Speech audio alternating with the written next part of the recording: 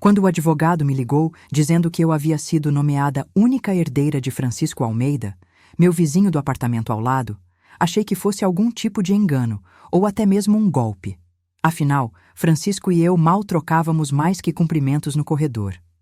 Ele era aquele tipo de vizinho discreto, quase invisível, que você encontra ocasionalmente no elevador e que responde com um aceno tímido antes de voltar os olhos para o chão. Meu nome é Lúcia, tenho 60 anos e jamais imaginei que aquele homem calado guardava uma história que mudaria completamente minha vida e me faria questionar tudo que eu pensava saber sobre conexões humanas e solidão. Morava no mesmo prédio há quase 15 anos. Era um edifício antigo no bairro da Liberdade, em São Paulo, com aquelas varandas estreitas e janelas altas que ainda contavam histórias de uma época em que a cidade era menor e mais gentil. Francisco se mudou para o apartamento ao lado do meu cerca de 10 anos atrás. Lembro do dia porque ele chegou com pouquíssimas coisas, apenas algumas caixas e móveis básicos carregados por 2 homens que pareciam ter pressa de ir embora. Ele era um homem magro, de altura mediana, cabelos grisalhos, sempre bem penteados e óculos de armação fina. Usava roupas escuras, geralmente calças sociais e camisas de manga comprida, mesmo no calor do verão paulistano. Nos primeiros meses, tentei ser cordial como costumo ser com todos os vizinhos. Ofereci ajuda para qualquer coisa que precisasse. Levei um bolo de fubá que havia preparado no fim de semana, sorria sempre que o encontrava. Ele aceitava tudo com educação, agradecia com voz baixa e firme, mas nunca se estendia em conversas. Suas respostas eram monossilábicas, seu sorriso contido, seus olhos sempre desviando rapidamente para outro lugar, como se minha presença o deixasse desconfortável. Com o tempo, aprendi a respeitar aquele silêncio. Entendi que algumas pessoas simplesmente preferem a própria companhia, e não havia nada de errado nisso. Passei a cumprimentá-lo apenas com um aceno de cabeça, um sorriso rápido, sem esperar mais do que isso em troca. Antes de começarmos essa jornada extraordinária, faça parte do nosso canal. Inscreva-se e ative o sininho das notificações para não perder nenhuma história incrível que preparamos para você. E escreva nos comentários de onde você está assistindo este vídeo. Adoramos entender até onde nossas histórias têm chegado. Os anos foram passando naquela rotina urbana comum. Eu trabalhava como revisora de textos para uma editora, um emprego que me permitia trabalhar de casa na maior parte do tempo. Meus dias eram tranquilos, preenchidos com leitura, trabalho e os pequenos prazeres de uma vida simples. Francisco, pelo que eu conseguia perceber através da parede que separava nossos apartamentos, mantinha uma rotina igualmente silenciosa. Ouvia sua porta abrir às 7 da manhã durante a semana, seus passos firmes no corredor, o tilintar de chaves. Voltava por volta das 6 da tarde. Nos fins de semana, raramente o via sair. Não havia música alta, festas, visitas frequentes. Apenas o silêncio respeitoso de alguém que existia ali sem incomodar ninguém. Houve momentos, ao longo daqueles anos, em que nossa convivência silenciosa foi quebrada por pequenos gestos que eu não entendia na época. Certa vez, voltei de uma viagem para visitar minha irmã no interior e encontrei minha porta entreaberta.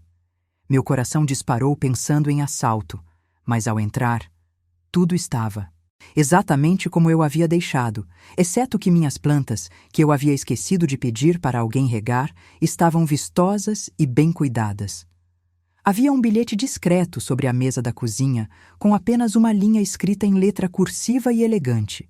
Suas plantas pareciam com sede. Reconheci a letra de Francisco porque ele havia assinado alguns recibos de correspondências que eventualmente eu recebia para ele quando não estava em casa. Em outra ocasião, durante um inverno particularmente rigoroso, fiquei de cama com uma gripe forte. Não tinha forças nem para ir até a farmácia comprar remédios. Certa manhã, ouvi uma batida suave na porta. Quando consegui me arrastar até lá, não havia ninguém, mas no chão do corredor Havia uma sacola com remédios para gripe, chá de camomila, mel e um pote de canja ainda quente. Outro bilhete. Cuidar da saúde é importante. Fiquei tocada, mas quando bati na porta dele para agradecer alguns dias depois, quando já estava melhor, ele apenas acenou pela fresta da porta entreaberta e disse que não era nada, fechando em seguida. Esses pequenos gestos foram se acumulando ao longo dos anos. Quando meu carro quebrou na garagem e eu não conseguia empurrá-lo para retirar das vagas ativas, Francisco apareceu silenciosamente e me ajudou a movê-lo. Quando voltei carregada de compras do mercado e a sacola rasgou espalhando tudo pelo corredor, ele estava lá com outra sacola, ajudando a recolher os itens sem dizer uma palavra, além de um "está tudo bem" cortês. Quando a luz do corredor em frente aos nossos apartamentos queimou e a síndica demorou dias para trocar, ele mesmo trocou a lâmpada. Eram atos pequenos, quase imperceptíveis, mas que criavam uma espécie de vínculo silencioso entre nós. Eu sabia muito pouco sobre a vida dele. Pelos carimbos nas correspondências que recebia, deduzi que trabalhava em algum órgão público. Pela forma como se vestia e a pontualidade militar de sua rotina, imaginei que fosse uma pessoa metódica e disciplinada. Nunca vi familiares visitando, nunca ouvi risadas ou conversas através da parede. Era como se ele existisse em uma bolha de solidão voluntária, e eu respeitava isso porque, de certa forma, entendia. Depois que meu marido faleceu há 12 anos e meus filhos se mudaram para outros estados, seguindo suas próprias vidas, eu também havia aprendido a apreciar a solidão, a transformá-la em companhia. Tudo mudou em uma manhã de outubro. Eu estava vestindo minha blusa cinza favorita, aquela de tecido macio, que uso em dias de trabalho tranquilo em casa, tomando meu café na varanda quando percebi um movimento incomum no prédio. Havia uma ambulância estacionada na frente, paramédicos subindo apressados. Meu coração apertou com aquela sensação ruim que todos sentimos quando algo está errado. Minutos depois, vi os paramédicos saindo com uma maca coberta. Senti um arrepio percorrer minha espinha. Desci correndo ainda de chinelos, e foi quando a síndica, Dona Marta, me viu e se aproximou com o rosto pesaroso. Era Francisco, disse ela com voz embargada. Infarto fulminante durante a noite, sozinho no apartamento. Só descobriram porque o jornal dele havia se acumulado na porta por 2 dias, e um vizinho do andar de baixo percebeu um odor estranho. Senti como se o chão tivesse sumido debaixo dos meus pés. Aquele homem que durante 10 anos viveu a poucos metros de mim, separado apenas por uma parede, havia morrido sozinho e ninguém percebeu por 2 dias inteiros. A culpa me invadiu como uma onda. Por que eu não havia notado? Por que não bati em sua porta quando percebi que não o via há alguns dias? Mas a verdade dolorosa era que sua ausência era tão silenciosa quanto sua presença. Francisco existia de forma tão discreta que sua falta não criava um vazio imediato. O velório foi pequeno, quase vazio. Havia apenas alguns colegas de trabalho que pareciam tão distantes dele quanto eu era. A síndica, eu e mais 2 ou 3 vizinhos do prédio. Não apareceram familiares. Durante a cerimônia, fiquei observando o caixão fechado e me perguntando que tipo de vida havia sido aquela. Tão solitária, tão contida. Que histórias ele guardava? Que dores o haviam levado a escolher o silêncio como companhia? Senti uma tristeza profunda, não apenas por sua morte, mas por tudo que ele nunca compartilhou, por todas as conversas que nunca tivemos. 2 semanas depois do funeral, recebi a ligação do advogado. Dr. Henrique Monteiro se apresentou ao telefone e perguntou se eu era Lúcia. Maria Santos. Confirmei com certa desconfiança, pensando que pudesse ser alguma cobrança ou problema com documentos. Ele então disse que precisava falar comigo sobre a herança de Francisco Almeida. Minha primeira reação foi de confusão. Que herança? Por que ele estava me ligando? Certamente havia algum engano. Expliquei ao advogado que eu era apenas vizinha do falecido, que mal o conhecia. Ele insistiu que não havia engano, que Francisco havia deixado um testamento registrado em cartório onde me nomeava como única herdeira universal de todos os seus bens. Fiquei paralisada segurando o telefone. Aquilo não fazia o menor sentido. Pessoas não deixam heranças para vizinhos com quem mal conversam. Deve haver família, argumentei. Filhos, irmãos, alguém. O advogado explicou que Francisco não tinha herdeiros diretos. Era filho único. Seus pais haviam falecido há muitos anos. Nunca se casou e não tinha filhos. Havia primos distantes que foram localizados, mas o testamento era claro e, juridicamente, incontestável. Tudo havia sido deixado para mim. Marcamos uma reunião para o dia seguinte em seu escritório. Passei aquela noite sem conseguir dormir.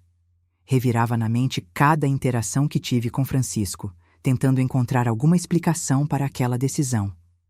Lembrei dos pequenos gestos de gentileza ao longo dos anos, das plantas regadas, da canja quando estive doente, da ajuda silenciosa em momentos de necessidade. Seria possível que aqueles pequenos momentos tivessem significado tanto para ele? Ou havia algo mais que eu não sabia? No dia seguinte, cheguei ao escritório do Dr. Henrique em um prédio comercial no centro. Era um espaço sóbrio, com estantes repletas de livros jurídicos e uma mesa de madeira escura. O advogado era um homem de meia idade, de postura séria, mas gentil. Ofereceu café e então abriu uma pasta grossa com documentos. Começou explicando que Francisco o havia procurado 3 anos atrás para fazer seu testamento. Naquela ocasião, já havia me indicado como herdeira. O patrimônio não era extenso, mas era considerável. O apartamento onde morava, quitado, algumas aplicações financeiras que somavam um valor significativo e alguns pertences pessoais. Mas o que realmente me deixou sem palavras foi quando o Dr. Henrique me entregou um envelope lacrado. Na frente, meu nome escrito com aquela mesma letra cursiva elegante que eu reconhecia dos bilhetes. Francisco havia deixado uma carta para mim, disse o advogado. Ele havia pedido que fosse entregue pessoalmente no momento em que eu tomasse conhecimento da herança. Minhas mãos tremiam ao segurar aquele envelope. Olhei para o advogado como se ele pudesse me dar alguma pista do que estava escrito ali, mas ele apenas fez um gesto indicando que eu deveria ler. Abri o envelope com cuidado. Dentro havia várias páginas escritas à mão, com a mesma letra impecável. Comecei a ler e senti lágrimas enchendo meus olhos já nas primeiras linhas.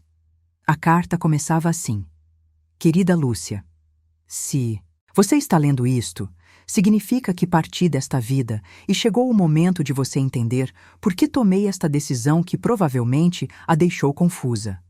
Perdoe-me por fazer isso de forma tão abrupta, mas nunca tive coragem de lhe contar essas coisas pessoalmente. Francisco contava na carta que havia se mudado para aquele prédio em um dos momentos mais difíceis de sua vida. Vinha de um divórcio doloroso que o havia deixado emocionalmente destroçado. Sua ex-esposa havia o traído com seu melhor amigo, e o processo de separação foi amargo e humilhante. Ele havia perdido a fé nas pessoas, no amor, nas conexões humanas. Mudou-se para aquele apartamento pequeno, decidido a viver o resto de seus dias em isolamento, sem permitir que ninguém se aproximasse novamente. Construiu muros altos ao redor de si mesmo e decidiu que seria mais seguro existir apenas na superfície da vida. Mas então, escrevia ele, você apareceu com seu sorriso genuíno e seu bolo de fubá. A forma como você me cumprimentava, todas as manhãs, mesmo quando eu respondia com monossílabos. A maneira como respeitou meu silêncio sem me julgar ou tentar forçar uma amizade. Sua existência gentil e discreta começou a criar pequenas rachaduras nos muros que eu havia construído. Percebi que você também vivia sozinha, mas havia uma diferença fundamental entre nós. Você havia transformado sua solidão em paz, enquanto eu havia transformado a minha em prisão. Ele descrevia cada um daqueles pequenos gestos que eu lembrava. Regar. Minhas plantas não era apenas um favor. Era sua forma de dizer que se importava sem ter que usar palavras que há muito tempo haviam se tornado difíceis para ele. A canja, quando fiquei doente, Era sua maneira de demonstrar que minha ausência tinha sido notada, que alguém se importaria se eu não estivesse bem. Cada ajuda silenciosa era uma tentativa tímida de conexão de alguém que havia esquecido como se conectar. A carta continuava revelando aspectos de sua vida que eu jamais havia imaginado. Francisco contava que passou a observar minha rotina não de forma invasiva, mas com um tipo de admiração silenciosa. Via como eu recebia meus filhos e netos ocasionalmente com alegria evidente, como ria ao telefone com amigos, como cuidava do pequeno jardim de vasos na minha varanda com dedicação. Percebia que eu havia construído uma vida plena mesmo na ausência de um companheiro, que havia encontrado propósito e alegria nas pequenas coisas. Aquilo o inspirava e, ao mesmo tempo, o fazia perceber o quanto ele havia se tornado prisioneiro de sua própria amargura. Ele escrevia que havia chegado a um terapeuta alguns anos atrás, finalmente reconhecendo que precisava de ajuda. Durante as sessões, falava muito sobre mim, sobre como minha presença silenciosa em sua vida havia se tornado uma espécie de âncora, um lembrete de que era possível viver de forma diferente. O terapeuta havia sugerido que ele tentasse se aproximar, conversar mais, talvez me convidar para um café. Mas o medo era paralisante. E se eu o rejeitasse? E se minha gentileza fosse apenas educação superficial e não uma genuína disposição para conhecê-lo? O risco parecia grande demais para alguém que já havia sido tão profundamente ferido. Então, escrevia Francisco, decidi que, se não podia expressar minha gratidão em vida através de palavras, faria através de ações que falassem por mim depois que eu não estivesse mais aqui. O testamento não é um fardo que quero colocar sobre você, mas uma forma de dizer que sua existência gentil em minha vida teve um significado imenso. Você me mostrou, sem nem saber, que bondade existe e que nem todas as pessoas magoam. Me ajudou a acreditar novamente em humanidade simplesmente sendo quem você é. Lágrimas escorriam livremente pelo meu rosto enquanto lia. Sentia uma mistura de emoções impossível de descrever. Tristeza por tudo que ele sofreu sozinho. Pesar por não ter sido capaz de alcançá-lo de forma mais profunda. Espanto por descobrir que meus gestos simples e naturais haviam tido tanto impacto. E uma gratidão estranha por ele ter confiado em mim dessa forma, mesmo sem eu saber. A carta terminava pedindo que eu usasse o que ele estava deixando para continuar sendo exatamente quem eu era. Que continuasse plantando gentileza no mundo através de pequenos gestos, porque nunca sabemos quem está precisando desesperadamente deles. Ele pedia desculpas por não ter tido coragem de ser meu amigo em vida, mas esperava que ao menos em morte pudesse demonstrar o quanto minha amizade silenciosa havia significado para ele. Assinava apenas: com profunda gratidão e respeito, Francisco. Fiquei sentada naquela cadeira no escritório do advogado por vários minutos após terminar de ler, incapaz de falar. O Dr. Henrique esperou pacientemente, discretamente, empurrando uma caixa de lenços em minha direção. Quando finalmente consegui recuperar a compostura, olhei para ele e perguntei se Francisco havia dito mais alguma coisa quando fez o testamento. O advogado hesitou por um momento. Depois disse que Francisco havia comentado que esperava que este gesto final pudesse compensar todos os cafés que nunca tomaram juntos, todas as conversas que nunca tiveram. Os dias que se seguiram foram de profunda reflexão. Precisei lidar com toda a parte burocrática da herança, assinar documentos, transferir propriedades. Mas minha mente estava constantemente voltando para aquela carta, para cada palavra que Francisco havia escrito. Comecei a ver nossa convivência de 10 anos sob uma luz completamente diferente. Cada silêncio, cada aceno de cabeça, cada gesto pequeno agora carregava um peso que eu não havia percebido na época. Quando finalmente tive acesso ao apartamento dele, pedi permissão ao advogado para fazer isso sozinha antes que qualquer empresa viesse recolher os pertences. Queria entender melhor quem havia sido aquele homem. Abri a porta com a chave que agora era minha e entrei naquele espaço que durante uma década existiu a apenas alguns metros de distância, mas que era completamente desconhecido para mim. O apartamento era espartano, limpo e organizado como eu imaginava que seria. Móveis simples, mas de boa qualidade. Poucos objetos decorativos, mas o que me chamou a atenção foram as paredes. Em uma delas, havia uma estante repleta de livros e reconheci vários títulos que eu mesma tinha em minha casa. Isso me fez sorrir através das lágrimas. Em outra parede, havia algumas fotografias emolduradas. Uma mostrava um Francisco muito mais jovem, sorridente, abraçado a uma mulher bonita, provavelmente de antes do divórcio, dos tempos em que ele ainda acreditava em conexões humanas. Mas o que realmente apertou meu coração foi encontrar, em uma gaveta da escrivaninha dele, um caderno. Ao abri-lo, descobri que Francisco mantinha uma espécie de diário. Não escrevia todos os dias, mas havia entradas espalhadas ao longo dos anos. Sentei na cadeira dele e comecei a ler. Muitas entradas eram sobre mim. Hoje, a Lúcia riu alto ao telefone e o som atravessou a parede. Faz anos que não ouço um riso tão genuíno. Ou, vi a Lúcia cuidando de suas plantas na varanda hoje. A dedicação com que ela trata cada uma delas me faz pensar em como seria bom ter alguém que cuidasse de mim com essa mesma atenção. Havia também entradas sobre sua luta interna. Hoje pensei em convidá-la para um café, mas o medo me paralisou novamente. Porque é tão difícil apenas bater na porta e dizer olá. Ou, vejo casais caminhando na rua e sinto uma dor que pensei ter superado. Mas então, vejo a Lúcia vivendo sua vida com dignidade e percebo que não é preciso ter alguém para ser alguém.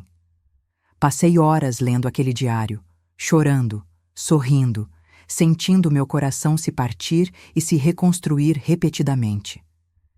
Francisco havia lutado tanto contra seus próprios demônios, havia tentado tanto se curar, e eu nunca soube. Estava ali, tão perto, e nunca percebi a profundidade de sua dor, nem a extensão de sua solidão. Entre os pertences dele, encontrei também algumas cartas, que ele havia começado a escrever para mim, mas nunca enviou. Rascunhos de convites para tomar café, desculpas por ser tão calado, agradecimentos por simplesmente existir. Cada uma delas começada e abandonada, como se as palavras sempre o traíssem no último momento. Li cada uma com o coração apertado, imaginando o quanto de coragem deve ter custado para ele sequer tentar escrever aquelas linhas. Nos meses seguintes, mergulhei na tarefa de organizar tudo o que Francisco havia deixado. Doei a maior parte dos móveis e roupas para instituições de caridade, mantendo apenas alguns objetos que sentia que carregavam sua essência. Mantive os livros, o diário, as cartas não enviadas e aquela fotografia dele sorrindo. Decidi ficar com o apartamento por enquanto, incapaz de simplesmente vendê-lo como se fosse apenas mais uma propriedade. Aquele espaço havia sido o santuário dele, o lugar onde ele havia lutado suas batalhas silenciosas. Transformei o apartamento em um pequeno espaço de leitura e trabalho. Colocava flores frescas toda semana, mantinha as janelas abertas para deixar entrar luz e ar. Era minha forma de honrar a memória dele, de trazer vida para um lugar que havia sido marcado por tanta solidão. Às vezes, sentava na cadeira que havia sido dele e conversava em voz alta, contando sobre meu dia, sobre coisas que via na rua, sobre histórias engraçadas que meus netos contavam. Eram as conversas que nunca tivemos em vida. A herança financeira que Francisco deixou permitiu que eu fizesse algumas mudanças em minha própria vida. Reduzi minha carga de trabalho, permitindo-me mais tempo para coisas que sempre quis fazer. Comecei a fazer trabalho voluntário em um centro de apoio para pessoas em depressão e isolamento social. Sentia que era uma forma de honrar o que Francisco havia passado, de talvez ajudar outras pessoas que estivessem lutando com os mesmos demônios que ele enfrentou. Através deste trabalho voluntário, conheci tantas histórias de pessoas vivendo em silêncio, profundo, carregando dores que ninguém ao redor percebia. Cada uma delas me lembrava Francisco. Aprendi a prestar mais atenção aos sinais sutis, aos silêncios que falam mais alto que palavras. Aprendi que, às vezes, a maior gentileza que podemos oferecer é simplesmente estar presente, mesmo que seja apenas através de uma parede, mesmo que seja apenas através de pequenos gestos sem palavras.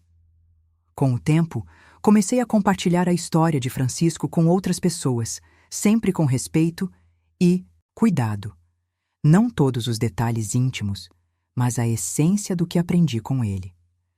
Falava sobre como nunca sabemos o impacto que temos nas vidas das pessoas ao redor, sobre como pequenos gestos de bondade podem ser âncoras para alguém que está se afogando em solidão.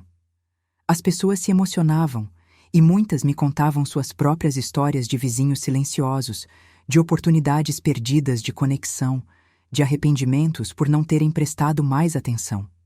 Um dia, quase um ano após a morte de Francisco, estava em seu apartamento quando olhei pela janela e vi uma mulher se mudando para o prédio. Ela parecia estar sozinha, carregando caixas pesadas com dificuldade, o rosto marcado por uma tristeza que reconheci imediatamente. Sem pensar duas vezes, desci e me apresentei. Ofereci ajuda com as caixas. Perguntei se ela precisava de algo. Ela aceitou a ajuda com surpresa e gratidão. Enquanto ajudava, contei brevemente sobre Francisco, sobre como havia aprendido que vizinhos são mais do que apenas pessoas que vivem perto, que às vezes são os únicos fios que nos mantêm conectados ao mundo. A mulher, que se chamava Helena, se emocionou com a história. Contou que estava passando por um divórcio difícil, que havia se mudado para lá justamente para começar de novo, longe de tudo e todos. Via em seus olhos o mesmo tipo de dor que agora conseguia reconhecer, a mesma tentação de se fechar para o mundo. Mas diferente de Francisco, ela tinha alguém disposto a estender a mão desde o primeiro dia. Nos tornamos amigas, tomávamos café juntas regularmente, compartilhávamos refeições, conversávamos sobre a vida. Através dela, pude fazer por alguém o que gostaria de ter feito por Francisco. Os outros vizinhos do prédio também começaram a se conectar mais. A história de Francisco havia criado uma espécie de conscientização sobre a importância de prestar atenção uns nos outros. O prédio, que antes era um lugar onde pessoas simplesmente existiam lado a lado sem realmente se ver, começou a se transformar em uma pequena comunidade. Organizamos jantares ocasionais, criamos um grupo para compartilhar coisas e ajudar uns aos outros. Era como se o legado silencioso de Francisco estivesse criando ondas que ele nunca poderia ter imaginado. Sempre que visto minha blusa cinza, aquela que usava no dia em que descobri sobre sua morte, lembro de como aquele momento mudou minha perspectiva sobre tantas coisas. Aprendi que solidão e estar sozinho são coisas completamente diferentes. Francisco estava sozinho, mas sua solidão era profunda. Era uma prisão que ele mesmo construiu por medo e dor. Eu também vivia sozinha, mas nunca me permiti cair na solidão porque mantinha conexões, mesmo que pequenas, mesmo que silenciosas. Aprendi também que nunca é tarde para reconstruir pontes, mas às vezes esperamos tarde demais. Francisco esperou tempo demais para tentar se conectar, e quando finalmente estava pronto, o tempo já havia se esgotado. Isso me ensinou a urgência da bondade, a importância de não adiar gestos de carinho e conexão. Nunca sabemos quanto tempo temos. Nunca sabemos quando será a última oportunidade de dizer ou fazer algo significativo. A carta de Francisco e seu diário se tornaram objetos preciosos para mim. Leio ambos periodicamente, especialmente quando sinto que estou me fechando ou quando a vida parece difícil demais para manter conexões. Suas palavras me lembram do poder transformador de simplesmente estar presente na vida de alguém, mesmo que de forma silenciosa. Me lembram que somos todos interconectados de formas que raramente percebemos, que nossas ações reverberam na vida dos outros de maneiras que nunca imaginaríamos. Houve momentos de culpa, especialmente nos primeiros meses. Me perguntava constantemente o que poderia ter feito diferente, Se poderia ter salvado Francisco de sua solidão se tivesse sido mais insistente, mais presente. Mas com o tempo e com a ajuda terapêutica que eu mesma busquei para processar tudo isso, entendi que não era minha culpa. Francisco fez suas escolhas baseadas em suas próprias feridas e medos. O que eu pude fazer, fiz. E aparentemente foi o suficiente para ele sentir que valia a pena agradecer da única forma que conseguiu. O apartamento dele se tornou um santuário para mim, um lugar onde vou quando preciso de paz e reflexão.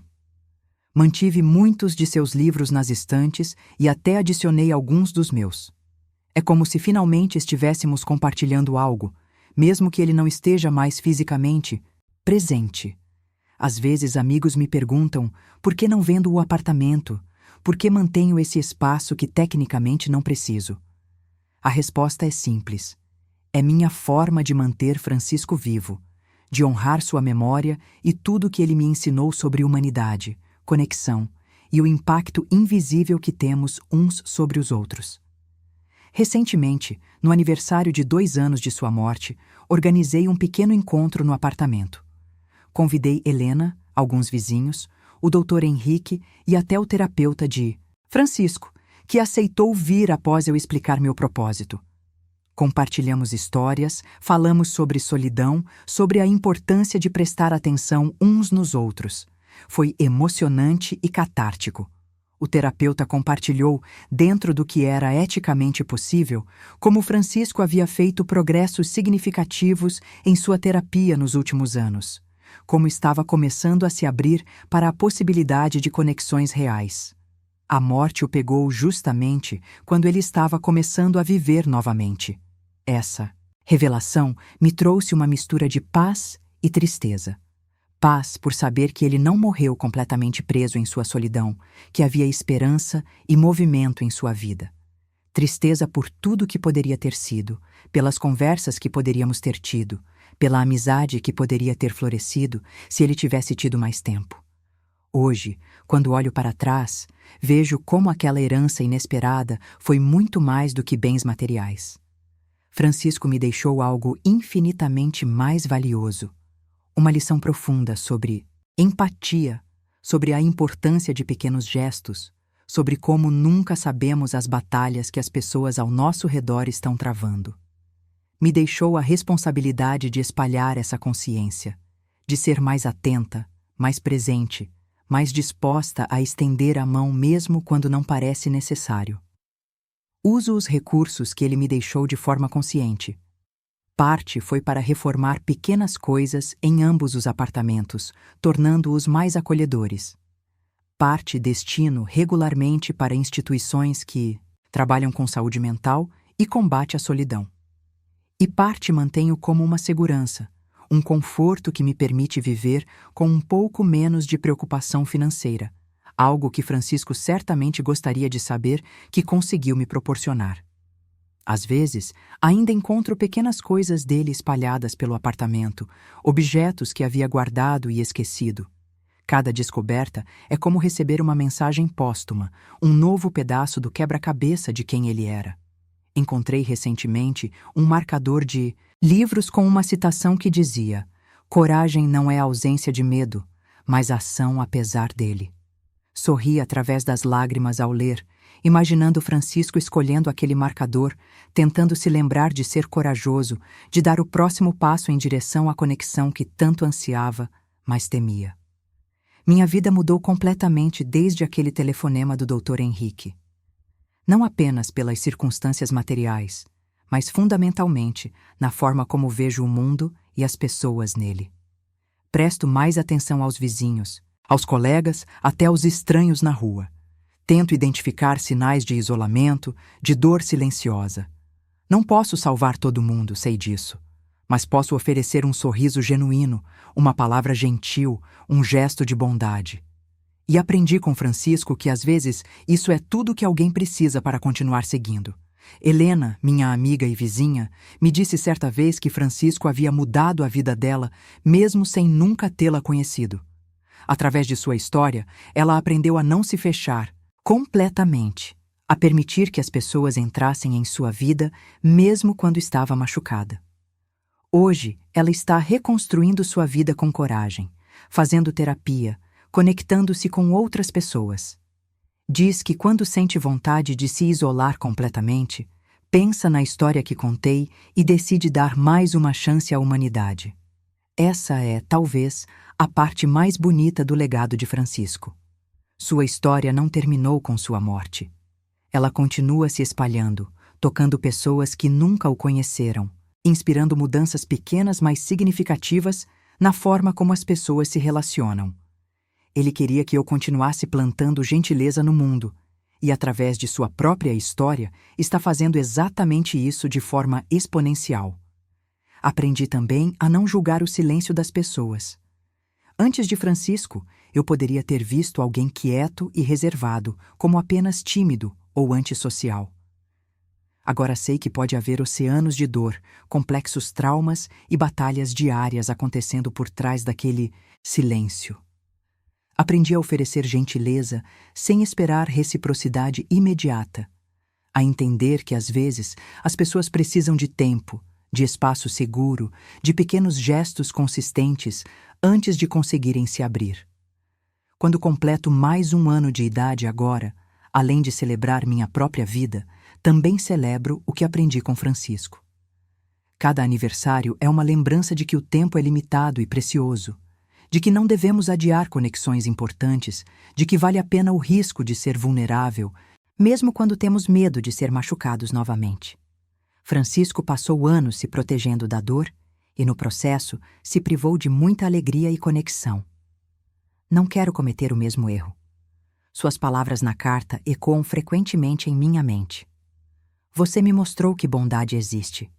Essa frase simples carrega tanto peso. Porque, no fim, é isso que todos estamos procurando, não é? Evidências de que bondade existe, de que vale a pena confiar, de que podemos nos conectar sem sermos destruídos. E se eu, simplesmente sendo quem sou e fazendo pequenos gestos naturais de gentileza, pude oferecer isso para Francisco, imagino quantas outras pessoas ao meu redor podem estar precisando da mesma evidência. Hoje, quando caminho pelo corredor que separa os 2 apartamentos, sinto uma presença reconfortante.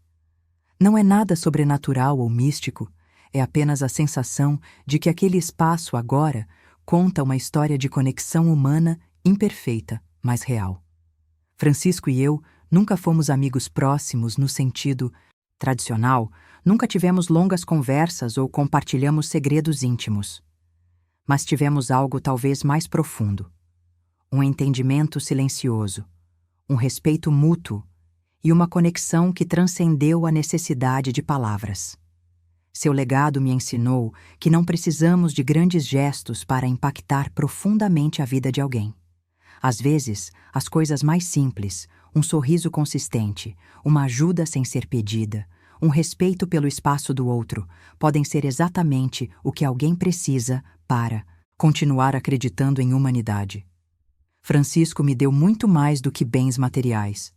Me deu uma masterclass em empatia, em atenção, em como nossas vidas estão entrelaçadas de formas invisíveis, mas poderosas. E assim, continuo vivendo, agora com uma consciência ampliada sobre o impacto que posso ter. Continuo vestindo minha blusa cinza confortável em dias de trabalho, cuidando de minhas plantas, sorrindo para vizinhos, oferecendo ajuda quando vejo alguém precisando. Mas agora faço tudo isso com uma intenção mais profunda, sabendo que posso estar sendo a âncora de alguém sem nem perceber, que minha simples existência gentil pode ser a diferença entre alguém desistir ou continuar tentando. A história de Francisco me mudou fundamentalmente, me fez uma pessoa melhor e mais atenta. E por isso, serei eternamente grata a ele. Grata por sua confiança, por seu legado, por sua história que agora carrego comigo e compartilho com outros. Sua vida, apesar de marcada por tanta solidão, não foi em vão.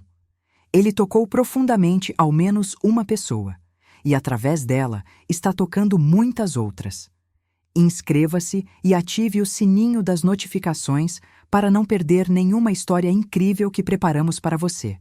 Até a próxima história!